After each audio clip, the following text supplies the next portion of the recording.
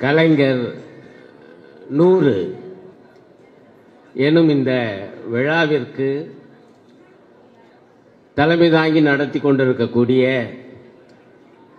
MTR Nagaraj அவர்களே, முன்னிலை வகிக்கும் மாண்புமிகு அமைச்சர் PK சேகர் பாபு அவர்களே, இந்த நிகழ்வை கச்சிதமாக துவக்கி வைத்து சென்றிருக்கக்கூடிய கழக நாடாளுமன்ற குழு தலைவர் TR பாலு அவர்களே, எனக்கு முன்பு கலைஞருடைய அந்த ஆற்றல், அவருடைய அருமை பெருமை இவற்றை அற்புதமாக எடுத்துரைத்து அமர்ந்திருக்கக்கூடிய நக்கீரன் ஏட்டின் ஆசிரியர் கோபால் அவர்களே, எனக்கு பின்பு கலைஞர் பற்றி இந்த பாராட்டு அரங்கத்திலே பங்கேற்று அருமையானதொரு உரை நிகழ்த்த வந்திருக்கும் எனக்கு மிகவும் பிடித்த கலைஞர் நடிகர் நாசர் அவர்களே, இன்னும் மேடையிலே வீற்றிருக்கக்கூடிய சான்றோர்களே, கலைஞரினுடைய உயிரினும் மேலான உடன்பிறப்புகளே, ஏன்னா இவ்வளவு பேரையும் அழைக்கிறதுக்கு அந்த ஒற்றை சொல் போதும் இல்ல, உடன்பிறப்பே. அதை விட வேற என்ன பொருத்தமான வார்த்தை இருக்க முடியும்?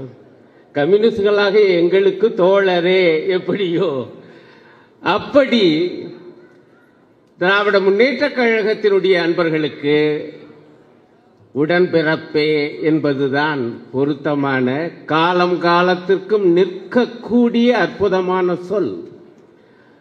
ஆகவே அந்த ஒற்றை சொல்லில் உங்களை எல்லாம் விழித்து எனது உரையை துவங்குகிறேன். இப்படி ஒரு விழா, இதற்கு நீங்கள் வர வேண்டும் என்று சேகர்பாபு அவர்கள் தொலைபேசியிலே அழைத்த பொழுது நான் உற்சாகமாக உடனே ஏற்றுக்கொண்டேன். காரணம் என்ன தெரியுமா? தமிழ்நாட்டிலே இருக்கக்கூடிய ஒவ்வொரு ஆலயத்திற்கும் ஒரு காவல் தெய்வம் உண்டு, அது சம்பிரதாயம். ஆனால் சட்ட ரீதியாக ஒரு காவல்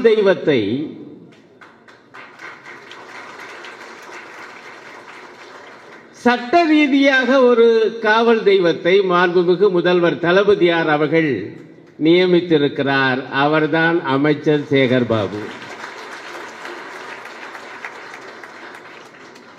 மேடையில் இருக்கிறார் என்பதற்காக சொல்லவில்லை, நாட்டிலே நடக்கிற நடப்புகளை எல்லாம் பார்த்துவிட்டு தான் சொல்லுகிறேன். மதுரையிலே கடந்த 25ஆம் தேதி அறநிலையத்துறையின் கண்காணிப்பில் ஆலயங்களை காப்போம் என்று தமிழக மக்கள் ஒற்றுமை மேடை சார்பாக ஒரு மாநாட்டை நடத்தினோம். அந்த மாநாட்டிற்கு அமைச்சர் அவர்கள் வந்தார்கள். அதை துவங்க சற்று நேரமானது. அப்போ அவர் என்ன தெரியுமா, அது நடந்த இடம் பசுமலை, மதுரைக்கு பக்கத்தில், அதுக்கு பக்கத்தில் திருப்பரங்குன்றம். இவர் இன்னும் 1/4 மணி நேரம் ஆகுமா, அதுக்குள்ள நான் திருப்பரங்குன்றம் கோயிலுக்கு போயிட்டு வந்துடுறேங்கிறாரு. ஆக எந்த அளவுக்கு தமிழ்நாட்டுடைய பாரம்பரியமிக்க கோவில்களை காப்பதிலே இன்றைய தினம் அமைச்சர்கள் உள்ள துடிப்போடு இருக்கிறார், இயங்குகிறார் என்பதை திமுகவை இந்து விரோத கட்சின்னு கூச்சமில்லாம சொல்லுகிறவர்களுக்கு சமர்ப்பிக்கிறேன். அதிலும் அந்த மாநாட்டில் நாங்கள் நிறைவேற்றிய 6 தீர்மானங்களையும் கேட்டுட்டு ஒவ்வொரு தீர்மானத்துக்கும் உகந்த எதிர்வினையை, கச்சிதமான எதிர்வினையை ஆற்றினார். பாருங்கள், அசந்து போனேன். இதுல இவரு நான் அதிகம் பேச மாட்டேன் அப்படி சொல்லிட்டு பிரமாதமா பேசினார். ஆகவேதான் சொல்லுகிறேன், இது வெற்றுரை அல்ல, அர்த்தபாவம் மிக்கது. அவருடைய செயல், அவரை வழி நடத்துகிற மாண்புமிகு முதல்வர் தளபதியார் அவர்களுடைய அந்த மாண்பு தமிழ்நாட்டினுடைய பாரம்பரியமான ஆலயங்களை காக்க வேண்டும் என்கிற அந்த பண்பு இன்றைய தினம் மிகச் சிறப்பாக வெளிப்பட்டு கொண்டிருக்கிறது, செயல்பட்டு கொண்டிருக்கிறது. அழைப்புகளை பார்த்தவுடன் எனக்கு கூடுதல் ஆனந்தம். கொடுக்கப்பட்டிருக்கிற தலைப்பை வாசித்து முத்தமிழறிஞர், தத்துவ கலைஞர், எப்படி இப்படி ஒரு தலைப்பெல்லாம் கண்டுபிடிச்சிங்கன்னு தெரியல எனக்கு. வேடிக்கை சொல்ல முத்தமிழறிஞர்னு நான் கேள்விப்பட்டிருக்கேன். ஆனால் தத்துவ கலைஞர் என்று சொன்னீர்களே, அதுவும் அர்த்தபாவம் மிக்கது. என்னங்க தத்துவம்னா என்ன? நம்மால் என்ன நினைச்சிட்டு இருக்குன்னா, ஐயா தத்துவம்னா அதெல்லாம் கடைசி காலத்துல தான்யா பேசணும், சாகர காலத்துல தான்யா சங்கராங்கனுங்கிற மாதிரி. நான் சொல்லுவேன், கடைசி காலத்துல நீ தத்துவம் பேசி என்ன பிரயோஜனம்? அதுதான் காலம் முடிஞ்சு போச்சுல. இனி பேசினா என்ன, பேசாட்டி என்ன? இளமை காலத்திலேயே தத்துவம் பேச வேண்டும். காரணம், தத்துவம் என்பது வாழ்க்கையை பற்றிய பொது கண்ணோட்டம். கலைஞருடைய தத்துவம் என்ன? அவருடைய பார்வை என்ன? அது மிகவும் முற்போக்கானது.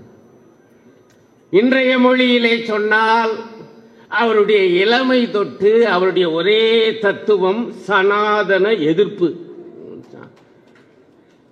இது தெரிஞ்சுதானோ என்னமோ ஒரு முக்கியமான, மிக மிக முக்கியமான பதவியில் இருக்கிறவர் தினசரி காலையிலையும் மாலையிலையும் சனாதனத்தை பற்றியே பேசிட்டு இருக்கார். கவனிச்சிங்களா?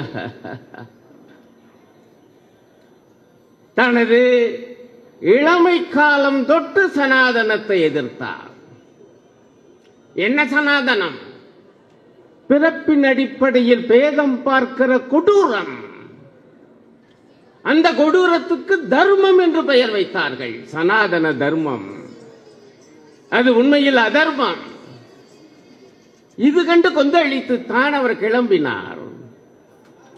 முத்தமிழ் அறிஞர் என சொல்லுகிறோமே, அதிலும் கூட பாருங்க, அவருடைய தமிழ் பற்று என்பது, தமிழ் வளர்ச்சி என்பது, அதற்கு உள்ளே இந்த சனாதன எதிர்ப்பு ஊடாடி கிடக்கும்.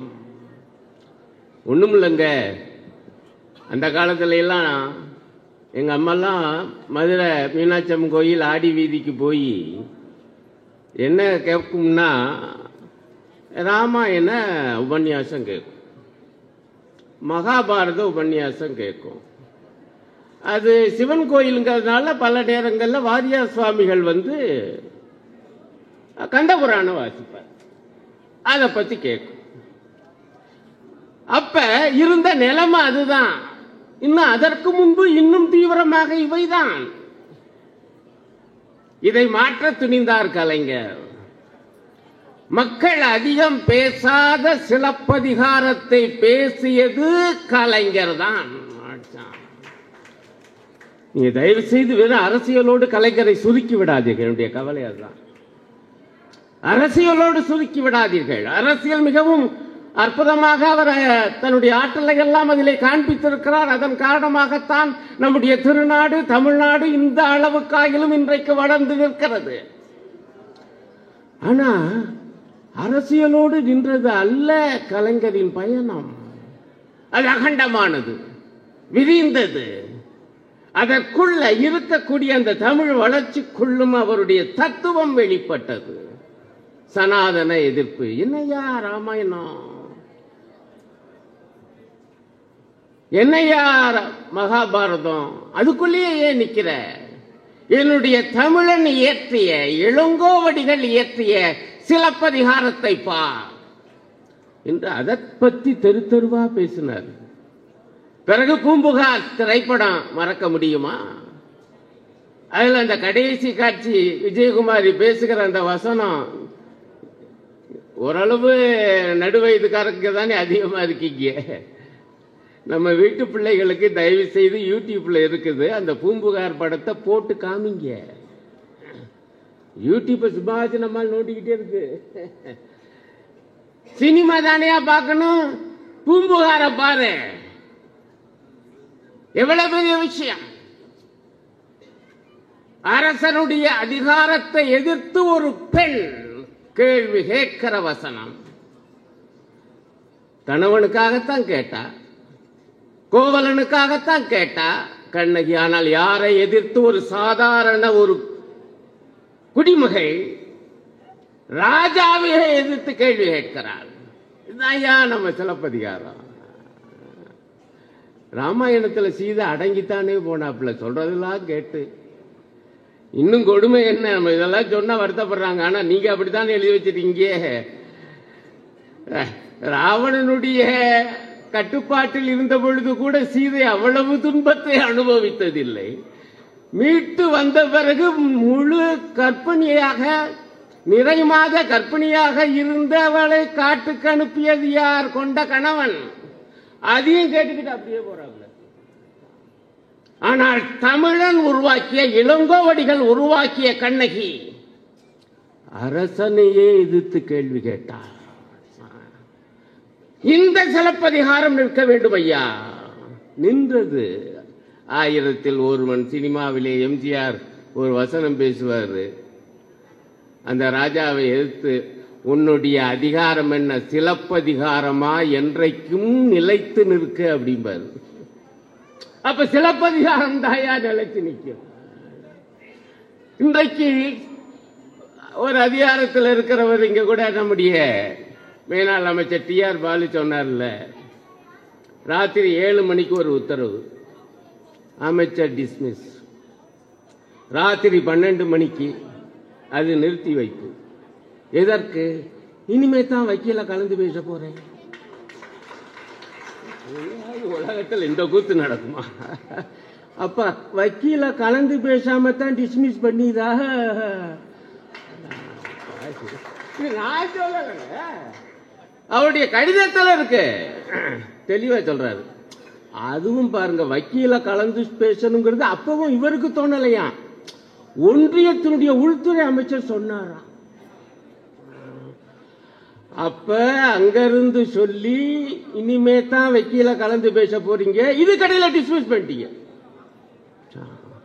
என்னடா நடக்குது இந்த நாட்டில் கூத்து. அப்ப அதிகாரத்தில் இருந்தால் என்ன வேணாலும் செய்யலாமா? உங்களுடைய அதிகாரம் என்ன, சிலப்பதிகாரமா? நீடிக்காது. இதுல நீங்க பாத்தீங்கன்னா, இப்ப நான் டிஆர் பாலு ஐயா சொல்லிட்டு ஐயா பார்த்து பேசுங்க ஐயா, தொலைக்காட்சியில பார்த்து பார்த்து தான் பேசுறோம். சில கோமாளிகளை பார்த்து பார்த்து பேச வேண்டியிருக்கு. நான் வேடிக்கைக்காக சொல்லலை. ஒருத்தர் இப்படித்தான் வந்து, நாங்கள் வந்து அந்த தொலைக்காட்சி வாரத்தில் மத்தியானம் 3 மணி 4 மணி போல் என்னை புக் பண்ணுவாங்க. சரின்னு சொல்லிட்டேன், வேற ஒரு தலைப்பு. ஆனால் 7 மணிக்கு டிஸ்மிஸ் வந்துருச்சா, அமைச்சர் டிஸ்மிஸ் பண்ணிட்டாரு ஆளுநர். ஆகவே அருணன் சார், அந்த தலைப்பு மட்டும் மாறுதல், இந்த மாதிரி டிஸ்மிஸ். நான் அதுக்குள்ள பார்த்து வச்சுக்கிட்டேன். ரைட்டு, தலைப்பு மாறிடுச்சு. ஏற்கனவே உள்ளவங்கெல்லாம் வந்தா அமைச்சருக்கு பதவி பிரமாணம் செய்து வைக்கக்கூடிய ஆளுநருக்கு அமைச்சரை டிஸ்மிஸ் பண்ணும் அதிகாரம் உண்டு. பதவி பிரமாணம் செஞ்சு வச்சாலே, பதவி பிரமாணம் செய்து வைத்தாலே அமைச்சரை டிஸ்மிஸ் பண்ணுகிற அதிகாரம் முதலமைச்சருடைய பரிந்துரை இல்லாமல். இது என்னடா, நான் ஒரு உதாரணம் சொல்றாப்ல. அதுக்கு என்ன உதாரணம் என்றால், அவர் தானே பிரமாணம் பண்ணி வச்சாரு, பதவி பிரமாணம். ஆகவே டிஸ்மிஸ் பண்ணலாம். பட் நம்மால தெளிவா கேக்குது, ஐயா இப்படித்தான் ஐயா. ஒரு புரோகிதர் ஒருத்தரை கூப்பிட்டு, ஐயா உன் பொண்டாட்டிய நான் விவாகரத்து பண்ணிட்டேன். அவனுக்கு கை காலில் ஆடி போச்சு. ஏன் பொண்டாட்டிய? புரோகிதரை நீ எப்படி விவாகரத்து பண்ணலாம்? அவர் சொன்னாராம், நான் தானே அவங்களுக்கு கல்யாணம் பண்ணி வச்சேன். நான் வேடிக்கைக்காக இந்த ஓமையை சொல்ல, இது பொறுத்துதா இல்லையா? ஐயா, நீங்க எப்படி பதவி பிரமாணம் பண்ணி வைக்கிறீங்க? முதலமைச்சருடைய பரிந்துரையின் பேரில் தான் பதவி பிரமாணம், மறந்து விடாதீர்கள். அதுதான் நம்முடைய அரசியல் சாசனம். அப்படி என்றால் அவரை நீக்க வேண்டும் என்றாலும் முதலமைச்சருடைய பரிந்துரை வேண்டும். Simple logic. நான் தான் கேட்டேன், என்னங்க இதையும் ஆதரிக்கிறீங்களே? அதை ஆதரித்து பேசுறவர் யாருன்னா அண்ணா திராவிட முன்னேற்ற கழக ஆதரவாளர்னு வருவார். நான் சொன்னேன், ஐயா இதுல சம்பந்தப்பட்டது திமுக அரசுன்னு பார்க்காதீங்க, அமைச்சர் செந்தில் பாலாஜின்னு பார்க்காதீங்க, இதுல சம்பந்தப்பட்டிருப்பது கவர்னருடைய அதிகாரம் பற்றியது, மாநில உரிமை பற்றியது, மாநில சுயாட்சி பற்றியது. உங்க கட்சிக்கு பேரு அண்ணா திராவிட முன்னேற்ற கழகம். அண்ணாவுடைய அடிப்படை கோட்பாடு மாநில சுயாட்சி. ஒரு அமைச்சரை முதலமைச்சருடைய பரிந்துரை இல்லாமல் டிஸ்மிஸ் செய்யலாம் கவர்னர் என்றால் எவ்வளவு ஆபத்து. நாளைக்கு என்ன ஆகும்? இதே தலைகீழ புரட்டி பாருங்க. முதலமைச்சருடைய பரிந்துரை இல்லாமலேயே ஒருத்தர் அமைச்சராகலாம். சொல்ற பாயிண்ட் புரியுதா? முதலமைச்சருடைய பரிந்துரை இல்லாமல் ஒரு அமைச்சரை டிஸ்மிஸ் பண்ணலாம்னா முதலமைச்சருடைய பரிந்துரை இல்லாமலே ஒருவரை அமைச்சராக ஆளுநர் அமைக்கலாம். அப்ப ஆட்சி யார் கையில? முதலமைச்சர் கையிலா அல்லது ஆளுநர் கையிலா? இதுவா அண்ணாவின் கோட்பாடு? இதுதான் திராவிட தத்துவம். ஆகவே தயவு செய்து நான் பணிவோடு கேட்டுக்கொள்கிறேன், உங்க கட்சி பேரை அமித் ஆரிய முன்னேற்ற கழகம் என்று வைத்துக் கொள்ளுங்கள். இதுக்கு மேல ஒண்ணு சொல்ல முடியாது. நீங்க அடிப்படை கோட்பாட்டுக்கே துரோகம் இழைக்கிறீர்கள். நீங்க ஒவ்வொரு விஷயத்தையும் எண்ணி பாருங்க. அதிகாரம் என்கிற பெயரிலே இந்த ஆட்டம் போட்டால் கலைஞர் அவர்கள் சிலப்பதிகாரத்தை தான் மெய்யான அதிகாரம் என்று வைத்தார். அவே நீங்க அவரை லேசா நினைக்காதீங்க. இந்த குமரி முனையில விவேகானந்தர் பாறை எப்படி உருவாச்சு என்பதெல்லாம் நான் கொஞ்சம் படிச்சவன். RSS என்கிற அமைப்பு திட்டமிட்டு அந்த பாறையை உருவாக்கியது. ஆக தமிழ்நாட்டினுடைய தென்கோடியிலே இருக்கக்கூடிய அந்த குமரி முனையிலே விவேகானந்தர் பெயரை சொல்லி அங்கே ஒரு மண்டபம். ஆகவே RSS என்கிற மதவெறி அமைப்பினுடைய இருப்பிடம், அதனுடைய தலைமை பீடமாக அதை மாற்றி தமிழ்நாட்டுக்குள்ளே இருக்கக்கூடிய மத நல்லிணக்கத்தை கெடுப்பது இது வந்துருச்சு. விவேகானந்தர் பாறைன்னு பேர் ஆயிப்போச்சு. இதை எப்படி மாத்துறது? ரொம்ப சிம்பிள். ஒரு கோட்டை அழிக்காமலே சிறுசாக்கணும்னா என்ன செய்யணும்? பக்கத்துல பெரிய கோடு போடணும். அவ்வளவுதானே. நம்ம ஆளு என்ன பண்ணாப்ல 133 அடியில வள்ளுவ பெருந்தகைக்கு அந்த பக்கத்திலேயே இன்னொரு பாறையிலே சிலை. இப்ப நான் கொஞ்ச நாளைக்கு முன்னாடி கூட போனேன், அற்புதமா இருக்குது. பாறையே தெரியல, சிலை தான் தெரிஞ்சிச்சு. விவேகானந்தர் பாறை திருவள்ளுவர் சிலையாகி போனதையா. இந்த வள்ளுவ பெருந்தகையினுடைய படைப்பையும் மூடி மறைத்தார்கள். எப்படி சிலப்பதிகாரத்தை மறைத்தார்களோ அதுபோல தயவு செய்து மறந்து விடாதீர்கள் பழைய வரலாறை. அந்த காலத்தில் திருக்குறள் பேசவே மாட்டாங்க. களப்பரர் காலத்திலே உதயமானது சிலப்பதிகாரமும் மணிமேகலையும் திருக்குறளும் நாலடியார் போன்ற நீதி நூல்கள். ஆனால் அந்த களப்பரர் காலத்திலே இருண்ட காலம்னா இன்றைக்கு இருக்கக்கூடிய சில வரலாற்றாளர்கள் நான் தான் கேட்டேன், இவ்வளவு ஒளி விளக்குகள் இருந்த காலம், சிலப்பதிகாரம் பிறந்த காலம், மணிமேகலை எழுதப்பட்ட காலம், திருக்குறள் எழுத காலம், நாலடியார் உதித்த காலம், இத்தனை ஒளி விளக்குகள் பிறந்த காலம் எப்படி ஐயா இருண்ட காலமாக இருக்க முடியும்? ஆனா இருண்ட காலம். மதுரையிலே உலக தமிழ் மாநாட்டை எம்ஜிஆர் அவர்கள் நடத்தினார்கள். அப்பொழுது தீக்கதிரேட்டிலே இருந்து நாங்கள் ஒரு சிறப்பு மலரை கொண்டு வந்தோம். அப்பவே எனக்கு இந்த சிந்தனை. ஆகவே அதுல முதல் கட்டுரை என்னுடைய ஆசிரியர் என்னுடைய ஆசான் கே முத்தையா வெளியிட்டார். அது என்ன, களப்புறர் காலம் இருண்ட காலமா? இதை பற்றி என்னுடைய ஆய்வு கட்டுரை. எனக்கு ஆச்சரியமா இருந்துச்சு. எப்படி நக்கீரன் கோபாலையா அவங்க அனுபவத்தை சொன்னாங்களோ, எனக்கு முத அந்த அனுபவம். அப்ப கலைஞருடன் நேசமாக இருந்து பழகக்கூடிய ஒரு நண்பர் எனக்கு சொன்னது, ஏங்க அருணன், நான் ரூமுக்குள்ள போறேன், அவர் ஏத்தாப்புல அந்த தீக்கதிர் உலக தமிழ் மாநாட்டு மலர் இருந்துச்சு. அதை எடுத்து, என்னையா நம்ம எல்லாரும் கலப்புரர் காலம் இருண்ட காலம் சொல்லிட்டு இருக்கோம், ஆனா அருணன் அது எப்படி இருண்ட காலமாக, அதுல தானையா திருக்குறள் வந்திருக்கு, அப்பத்தானையா சிலப்பதிகாரம் வந்திருக்கு, இதப்ப இருண்ட காலம் நம்ம நாவால சொல்லலாமா ஐயா, எனக்கு ரொம்ப சந்தேகமாயி போச்சியா அப்படின்னு கலைஞர் கேட்கிறாடியான்னு என்கிட்ட சொன்னா. இதை விட பெருமை எனக்கு வேற என்ன வேணும்? நாளா ரொம்ப சாதாரண ஆளு, இந்த அளவுக்கு கூட பலருக்கும் தெரிந்த மனிதன் அல்ல. ஆனா பாருங்க, எழுதியது யார் என்று கலைஞர் பார்க்கல, எழுதப்பட்ட விஷயம் என்ன, அதுல உண்மை இருக்கா? ஏன்னா அந்த காலத்துல அரசியல் தலைவர்கள்லாம் ஒரு கட்சியை பிடிக்கல, ஒரு கட்சி ஆட்சியை பிடிக்கல, மேடையில் என்ன பேசுவாங்கன்னா, இந்த கட்சியினுடைய ஆட்சி கலப்புற காலம் போல இருண்ட காலம் அப்படி பார்ப்போம். அது ஒரு பொது விஷயம் போல ஆயிடுச்சு. தெருவுக்கு தெரு பேசுவாங்க. நான் அதெல்லாம் கேட்டு நொந்து போய்த்தான், ஐயா இனிமேலாவது கலப்புற காலத்து இருண்ட காலம் சொல்லாதீங்க ஐயா, சொன்னா அது நம்மை நாமே ஏமாற்றிக் கொள்வதாக இருக்கிறது என்ற பல ஆதாரங்களை கொடுத்து நான் எழுதினேன். ஆகவே இவற்றையெல்லாம் ஒரு உள்வாங்கக்கூடிய ஒரு மகத்தான தலைவர். இத்தகைய திருக்குறளை அவர் எடுத்து சென்றார். இன்னைக்கு சோகம் என்ன? வள்ளுவரையும் சனாதனியாக்குகிற வேலை நடக்கிறது. இதுக்கெல்லாம் நிறைய தர பதில் சொல்லியாச்சு. ஆனா பெரிய இது என்னன்னா, அவர் எதுவும் காதுல வாங்குற மாதிரி தெரியல அந்த பெரிய மனிதர். இன்னைக்கு காலையில கூட ஆரம்பிச்சிட்டார் பஜனைன்னு தான் சொல்லணும். சனாதன தர்மம் பற்றி மேதக ஆளுநர் இன்று காலை பேசியிருக்கார். பார்த்தா பயங்கரமா இருக்கு. ஏன் பயங்கரம்னு சொல்றேன்னா, ஓங்கி அடிக்கிறாரு. சனாதன தர்மத்தில் பேதம் பார்ப்பது இல்லைன்னு ஒரே கோடா போட்டார். ஒரே கோடு, ஒம்பில்லாத கோடு. சனாதன தர்மத்தில் தீண்டாமை கிடையாது, அடுத்த அடி.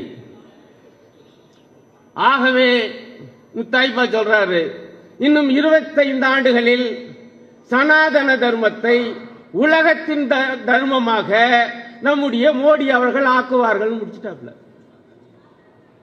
பாருங்க அந்த பேச்ச. இன்னும் அப்ப நான் நினைச்சேன் இந்தியாவுக்கு தான் இந்த கேடு பிடிச்சிருக்குன்னு. உலக மக்களே எச்சரிக்கையா இருங்க, உங்களையும் அந்த பிசாசு பிடிக்க வருது. 25 வருஷம் கால நிர்ணயம் பண்ணியிருக்காங்க. நான் தெரியாம கேட்கிறேன், சனாதன தர்மத்தில் தீண்டாமை இல்லை, பிறப்பின் அடிப்படையில் பாகுபாடு பார்க்கப்படுவதில்லை என்கிறீர்களே, இப்பத்தானே செய்தி வருது. 2 புகைப்படம் வருதுங்க. வடக்க ஒரு கோவிலுங்க, அந்த கோவிலுக்கு சாமி கும்பிட போறாங்க நம்முடைய குடியரசுத் தலைவர் முர்மு அவர்கள். அங்க ஒரு குறுக்க ஒரு பெரிய நீளமா ஒரு கம்பு கட்டியிருக்காங்க. அந்த கம்புக்கு வெளியே இருந்து கருவறைக்குள் நுழையாமல் கிட்ட போகாம இந்த நாட்டினுடைய குடியரசுத் தலைவர் கும்பிடுகிறார். ஆனால் ஒன்றிய அமைச்சர், ரயில்வே அமைச்சர், அவர் மட்டும் அதே கோயில் அதே சாமி அந்த களியை கம்பை தாண்டி விக்கிரகத்துக்கு அருகில் நின்று கும்பிடுகிறார். அதற்கு அவர் அனுமதிக்கப்பட்டிருக்கிறார். காரணம், அவர் ஒரு உயர் ஜாதிக்காரர். ஏயா, சனாதன தர்மத்தில் பாகுபாடு இல்லை, தீண்டாமை இல்லைங்கிறீங்களே, ஆனா இந்த நாட்டு எங்களுடைய குடியரசுத் தலைவர் மீதே தீண்டாமை, அந்த தீண்டாமை அந்த கொடூரத்தை அவர் மீதே நீங்க பூசி இருக்கீங்களேயா. இது நம்ம நாட்டுடைய பாரத தாயினுடைய முகத்திலே கதி பூசினீர்கள், அப்படித்தான் சொல்லுவேன். ஆனா இவர் பாட்டுக்கு ஓங்கி அடிக்கிறார். அதுல இப்ப வள்ளுவரை பிடிச்சது மட்டும் இல்ல, பெரிய கொடுமை வள்ளலார வேற. சனாதனத்தின் உச்ச நட்சத்திரம் வள்ளலார் போட்டார், ஒரே போடு. நம்ம கலைஞர்கிட்ட ஒரு கேள்விக்கு அருமையா எடுத்து சொன்னார், கேள்வி பதில்களை பத்தி எல்லாம். அவர்கிட்ட கேள்வி, ஐயா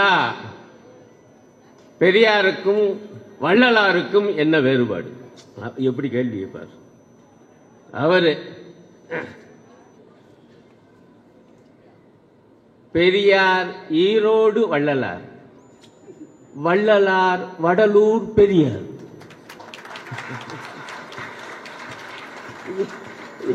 ஏன் எனக்கு இந்த பிடிக்கிற தத்துவ கலைஞர்னு ஏன் நீங்க தலைப்பு கொடுத்தீங்க? ஆகா, இது அருமையான தலைப்பாச்சு, நமக்கு பல விஷயங்களை சொல்றதுக்கு இது வாய்ப்பு தருகிறது, அப்படித்தானே எடுத்து கொடுக்கணும். ஏன் அப்படி சொன்னாரு? யார்? வள்ளலார், நம்முடைய ராமலிங்க அடிகளார். என் வாழ்க்கையில மறக்க முடியாத நிகழ்வு அது. தமிழகத்தில் சமூக சீர்திருத்தம் 2 நூற்றாண்டு வரலாறு. அந்த நூலை எழுதியது அடியேன். அதை வெளியிட்டது டாக்டர் கலைஞர், முதல்வர் கலைஞர் 1999. அந்த நூலில் வள்ளலார் பற்றி நான் விரிவாக ஆய்வு செய்து எழுதியிருக்கிறேன். அந்த உரிமையோடு பேசுறேன். இன்னும் நான் சொல்றதா தான், அந்த நூல் வெளியீட்டு விழாவில் அவர் எப்படியெல்லாம் என்னை மிரட்டினார் என்பதையெல்லாம் என்னால் மறக்கவே முடியாது. முதலமைச்சர் வந்து மைக்கிட்ட வச்சு கையில் புத்தகத்தோட வர்றாரு. புத்தகத்தை இப்படி காமிச்சிட்டு, அருணன், நான் முதலமைச்சர், எனக்கு ஏகப்பட்ட வேலை இருக்கும், ஆகவே அப்படி லேசா அப்படி புரட்டி பார்த்துட்டு வந்து இந்த நூல் வெளியீட்டு விழாவுக்கு வந்திருப்பேன் நீங்க நினைச்சீங்கன்னா அது தப்பு. எடுத்த எடுப்புலே ஊராட்சியும் படிச்சுட்டேன், ஒரு பக்கம் விடாம படிச்சுட்டேன். அப்படி எனக்கு அப்பவே டருன்னு ஆயிடுச்சு, சிக்கலாக போகுது. ஏன்னா அதுல சில விஷயங்களை வச்சிருக்கேன் நான். அது சரியா தவறா அது தொடர்ந்து விவாதம். என்னுடைய பார்வையிலிருந்து சில விஷயங்களை வச்சிருக்கேன். அவ்வளவையும் கூர்ந்து கவனிச்சு படிக்கிறாரு. பூராத்தையும் படிச்சு முடிச்சுட்டு ஒரு பத்தியை வாசிச்சு காமிக்கிறாரு. இப்படி எழுதியிருக்கீங்க, கம்யூனிஸ்ட் இயக்கம், சுயமரியாதை இயக்கம், இவை பற்றியெல்லாம் சில கணிப்புகள் அதெல்லாம் வருது.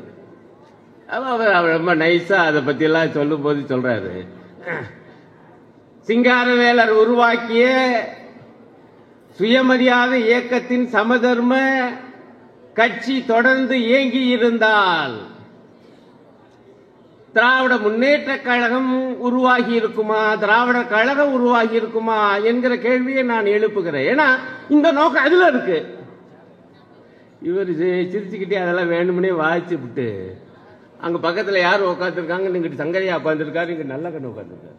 அப்பதான் அந்த ஃபேமஸான வாக்கியத்தை சொன்னது, அருணன் உங்களுக்கு சந்தேகமே வேணாம், நான் அண்ணாவை காணாமல் இருந்திருந்தால், அண்ணா திமுகவை உருவாக்காமல் இருந்திருந்தால் நான் கண்டிப்பாக சங்கரையா நல்ல கண்ணு பக்கத்துல தான் உட்கார்ந்திருப்பேன். அடுத்த வாக்கியம் தான் முக்கியம். ஆனா அது வந்துருச்சுல திராவிட இயக்கம். அவ எதையும் விட்டு கொடுக்காமல் அதே நேரத்தில் யதார்த்தத்தை, இப்படியாப்பட்ட அந்த நூலை வெளியிட்டார். அதிலே வள்ளலாரை பற்றிய என்னுடைய கணிப்பு. ஆனால் இவர் என்ன சொல்றாரு, சனாதனத்தின் உச்ச நட்சத்திரம். நண்பர்களே, ஒன்றை சொல்லுவேன் நான், சனாதன எதிர்ப்பின் உச்சம் வள்ளலார். அன்றைக்கு 19ஆம் நூற்றாண்டிலே, உங்களுக்கு ஒரே ஒரு விஷயத்தை சொல்றேன். இப்ப ஏகப்பட்ட விவகாரம், சிதம்பரம் நடராஜர் கோயில் பாவம் நம்முடைய அமைச்சருக்கு பெரிய தலைவலியை கொடுத்துட்டு இருக்காங்க அங்க தீட்சிதர்கள். ஆனா அவருக்கு ஆசுவாசப்படுத்துற மாதிரி ஒரு செய்தியை சொல்றேன்.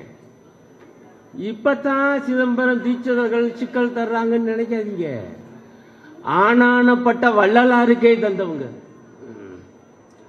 வள்ளலாரையே சிதம்பரம் கோயிலில் ஒரு பகுதிக்கு மேல உள்ள விழல. அதிலே கோபம் கொண்டுதான் நான் இவ்வளவு தூரம் நடராஜனை துதித்து இத்தனை பாடல்கள் பாடி இருக்கிறேன், என்னையே உள்ள விட மாட்டேங்கிறீங்க. அப்படி என்றால் என்ன விஷயம், பிறப்பு தானா? நான் சூத்திரன் என்கிற காரணத்தினால் தான் உள்ளே விட மறுக்கிறீர்களா? ஆமா, குச்சமே படல தீட்சிதர்கள். ஆகவேதான் அந்த சிதம்பரத்துக்கு போட்டியாக வடலூரில் தெளிவாக இருக்காரு. நான் அவருடைய உரைநடையெல்லாம் படித்தவன் முறையில் சொல்றேன். சிதம்பரத்திற்கு போட்டியாக வடலூரில் ஞான சபை என்பதை உருவாக்கினார். நான் இன்னும் சொல்லிக்கிட்டே போலாம், இது போதும். அப்படியாப்பட்டவரை கொண்டு போய் சனாதனத்தின் உச்ச நட்சத்திரம் சொல்ல ஆளுநர் அவர்களே, உங்களுக்கு எப்படிங்க மனசு வந்துச்சு? அதுல இருந்து ஒரு முடிவுக்கு தான் வரணும், உங்களுக்கு மனசே இல்லைன்னு. கொஞ்சமாவது மனசு இருந்தார். காரணம் என்னென்ன அக்கிரமங்கள் இன்றைக்கு நடக்குது. அப்படின்னா அன்னைக்கு எப்படி நடந்திருக்கும் பாருங்க. அதே சிதம்பரம் கோயில்ல பாலிய விவாகம் பண்ணிருக்காங்க. ஆளுநர் சொல்றாரு பாலிய விவாகமே நடக்கல. அடுத்து சொல்றாரு நானே பாலிய விவாகம் பண்ண வந்தேன். இப்ப எனக்கு என்ன சிக்கல்னா, பால்ய விவாகம் என்பது ஒரு குற்றம். அந்த குற்றத்தை செய்ததாக ஆளுநரே ஒப்புக்கொள்கிறார். அப்ப இந்த ஆளுநர் மீது என்ன நடவடிக்கை எடுக்கிறது என்று நம்ம எல்லாம் யோசிக்கிறோம்.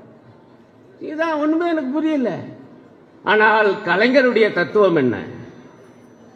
அவருடைய தத்துவம், தாய்மார்களை தயவு செய்து கேளுங்கள். அந்த காலத்தில் என்ன கொடுமை நடக்குமா? சின்ன பிள்ளைகள், பெண் குழந்தைகள், சின்ன பையன்களுக்கு பால்ய விவாகம், கல்யாணம் நடக்கும். அந்த பையன் செத்து போனா ருதுவாகிறதுக்கு முன்பே அந்த பெண் விதவியாய் போவார். கலைஞர் திரைக்கதை வசனம் எழுதிய ராஜாராணி சினிமா ஞாபகம் வருகிறதா?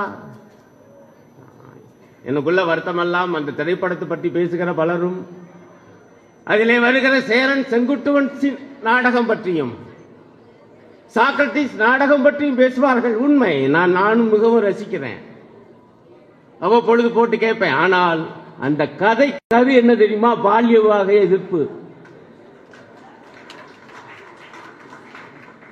1956 வந்துச்சு நினைக்கிறேன், 56 வந்த படம். அது கிளைமேக்ஸா வரும். பத்மினியும் சிவாஜி லவ் பண்ணுவாங்க. கடைசியா பத்மினிக்கு தெரிய வரும் தான் ஒரு விதவைன்னு அவங்க அப்பாவோ தாத்தாவோ சொல்லுவாப்ல. அப்ப விதவை கல்யாணம் பண்ணக்கூடாது, நொந்து போயிடாப்ல சிவாஜி.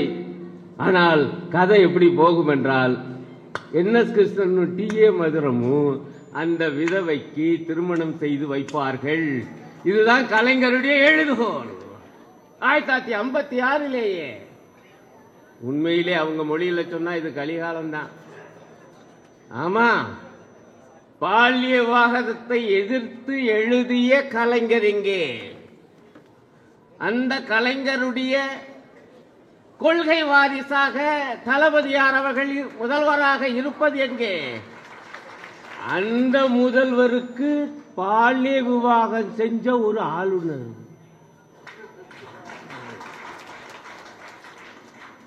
கஷ்டகாலம் தானே, நம்ம மொழியில சொல்லுவோம், கலிகாலம்லாம் விட்டாங்க. அப்ப எவ்வளவு சிக்கல் இந்த அமைச்சர்களுக்கெல்லாம் இருக்கும் என்பதை எண்ணிப்பார்கள். நேரம் கருதி அவருக்கு நாசர் அவங்க பேசின ஒன்றை மட்டும் சொல்லி நான் விடைபெறுவேன். என்ன சொல்லாம இருக்க முடியாது. என்னன்னா, நான் ரொம்ப ரசிச்ச படம் தாயில்லா பிள்ளை என்று கலைஞர் எழுதிய படம். தயவுசெய்து அமைச்சர் அவளை கேட்டுக்கொள்வேன், திமுக தலைவர்கள்லாம் கேட்டுக்கொள்வேன், நம்ம பிள்ளைகளுக்கு அந்த படத்தை போட்டு காண்பிக்கணும். தாயில்லா பிள்ளை திரைக்கதை வசனம் கலைஞர். கதை சுருக்கம் என்ன தெரியுமா? சுருக்கமா சொல்றேன். ஐயருக்கு பிறந்த பிள்ளை அனாதையா வளரும். அனாதைய ஐயரு, வைதிகமான ஐயரு தான் பிள்ளைன்னு வளர்ப்பாப்புல. ஆனா அவருக்கு சாதி வெறி பார்த்தா அப்படி. ஆனா உண்மையிலேயே அவர் பிரியமா வளர்க்கிறது ஐயர் வீட்டு பிள்ளையே அல்ல. எப்படி கதை களம் பாருங்க. ஆனா இதுல ரொம்ப அருமையாக ஒரு கதாபாத்திரத்தை, ராமாராவுன்னு ஒரு கதாபாத்திரத்தை உருவாக்கியிருப்பாங்க. அதுதான் ரொம்ப முக்கியம். பாலையா வைதிக பிராமணர் நடிப்பாரு. பிராமணர் அல்லாத பிள்ளையை தன் பிள்ளை என்று வளர்க்கிற பிராமண வைதிகர். ஆனா அவருடைய மருமகன் தங்கபுருஷன் ராமாராவு பிராமணர். ஆனால் அவர் முற்போக்கு பிராமணர். அவர் பாலையாவே கிண்டல் பண்ணுவாப்ல. அப்ப அனைத்து பிராமணர்களும் மோசமானவர்கள் என்று நம்முடைய கலைஞர் சிந்திக்கவில்லை, சித்தரிக்கவில்லை. பிராமணியம் மோசம், அதுதான் அண்ணாவின் நிலைப்பாடு. ஆகவே அந்த பிராமணியத்தை அற்புதமாக அதில் அம்பலப்படுத்தி இருப்பார். ராமாராவுடைய ஒய்ஃப் இருக்காப்பிலே முத்துலட்சுமி, பயங்கரமான கட்டுப்பட்டி, மடி செஞ்சு எவ்வளவோ சொல்லி பார்ப்பாரு, திருந்த மாட்டாப்புல. கடைசி அவர் குண்டை தூக்கி போடுவார். என்னன்னா, நீ இவ்வளவு வைதிகமா இருக்கியே தாயே, உனக்கு ஒரு விஷயம் தெரியுமா, நானே உண்மையான பிராமணன் இல்லைன்றாப்புல. எப்படி கல்யாணம் ஆகி பல வருஷம் ஆகிப்போச்சு. அதுக்கு முன்பு ஒரு காட்சியில அந்த அம்மா குளிச்சுட்டு வந்து இவர் தொட்டா கூட மீண்டும் குளிக்க போகும். அவ்வளவு வைத்தியமான அம்மா. ஆனா இவர் என்ன சொல்லுவாரு, என்னை நீ பிராமணன் நினைச்சுக்கிட்டு இருக்க, போடி பைத்தியக்காரி, நான் உண்மையான பிராமணன் இல்லைன்றாப்ல. இவன் கூட இவ்வளவு குடும்பம் நடத்தும் சொல்லிட்டு அந்த மாதிரி நைஸா சொல்லும். இதை தயவு செஞ்சு வெளியே சொல்லிடாதீங்க. இல்ல இவ்வளவு குடும்பம் நடத்தியாச்சுல. பட் கிளைமேக்ஸ்ல சொல்ல, நான் பொய் சொன்னேன் உன்னை மிரட்டுவதற்காக, நான் பிராமணன் தான். ஆனா அது என்ன, நான் பிராமணன் இல்லைன்னு சொன்ன போது நீ என்னை ஏத்துக்கிட்டீல்ல. இதாயா கலைஞர். நன்றி, வணக்கம்.